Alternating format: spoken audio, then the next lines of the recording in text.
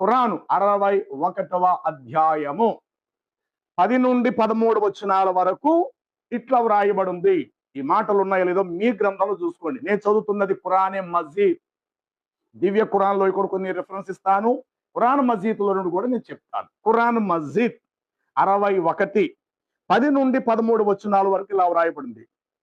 దేవుని మతమగు ఇస్లామును ఇతర మతాల కంటే, అన్ని మతముల కంటే అల్లాహు పై మతముగా చేస్తాడు. ఏమిటట? మీ ధనమును మీ ప్రాణమును సర్వం వినియోగించి ధర్మ యుద్ధములు చేయవలయను. స్వర్గములో సుఖములు, ముక్తి, మోక్షాలు కూడా మీకు లభిస్తాయి. మోక్షము లభించటమే మీకు గొప్ప విజయము.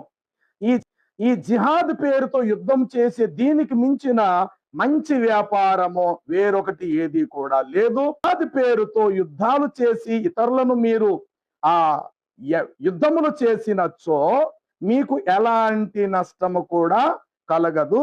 పైగా మీరు యుద్ధం పేరుతో ఇతరులను చంపినను మీ పాపములన్నీ కూడా క్షమించబడతాయి.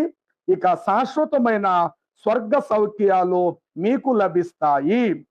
అల్లా వాగ్దానము చేసినట్లు హజ్రత్ రసూల్ వారికి, వారి శిష్యులను, వారి తరువాత వారును ఈ లోకమందు గొప్ప గొప్ప రాజ్యాలు పొందిరి.